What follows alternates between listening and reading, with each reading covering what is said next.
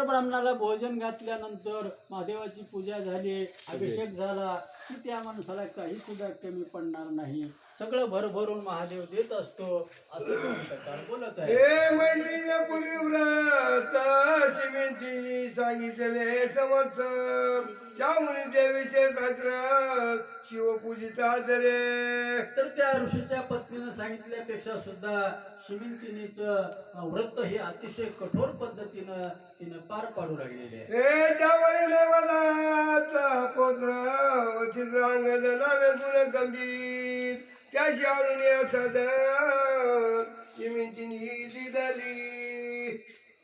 40 दिवसापर्यंत 16 झाला तो अद्भुत तो वरील जागृत पसरेल समुद्राईसा. तर नैषध देशाचा राजा त्याचा मुलगा चित्रागद आला आणि शिमिंतिनीचा विवाह सोहळा पार पडलेला आहे.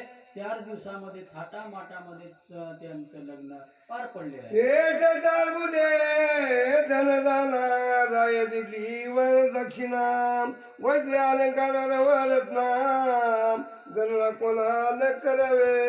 1000 राज्य सोन्याच्या मोहरा चित्रागत राजाला त्यांनी दिलेले आहेत आणि अशा थाटामाटामध्ये त्यांचा लग्न सोहळा पार पडला. हे अश्वशाळा गदशाळा रत्न कंचिर्याने विशाळा चित्रशाळा नत्यशाळा अंध दिले जमाचा. जावायला काय काय आनंद दिले, हत्ती घोडे चित्रशाळा गजशाळा घोड्याच्या शाळा असे हजारो हत्ती अंधन म्हणून त्या राजानं चित्रागदाला दिलेले आहे. हे 4 दिवसापर्यंत 4 वर्ण केले तृप्त विप्रदक्षिणा दिल्या प्रेमी नेता दिवस कंटाळती. 4 दिवसापर्यंत हा लग्न सोहळाचा चाललेला आहे आणि 4 वर्ण म्हणजे ब्राह्मण वैश्य शूद्र क्षत्रिय ह्या चौघांना सुद्धा राजानं खुश केलेला आहे. काय म्हणिक ते त्यांना दिलेलं आहे.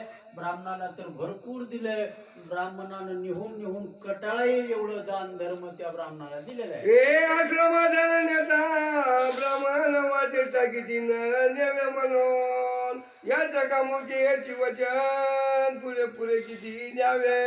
ते ब्राह्मण काय करायचे, आता राजानं दिलेलं सोन्या नाण्याच्या मोहराचं वज्ज जाईना एवढं वज्ज दिलं, वाट्यामध्ये ती वज्ज जाईना गेलं म्हणून अर्ध्या वाटत टाकायचे आणि थोड्या वेळानं उठायचे, अजून घेऊन जायचे, अजून परत यायचे, असे वज्ज जाईना म्हणे सोनं दिलेले. हे राय जाऊन रे कृष्ण झाले रान टाकी जाळून दुराच्या दुष्ट कटक वन दग्ध झाले मुळी हुनी. काही ते ब्राह्मण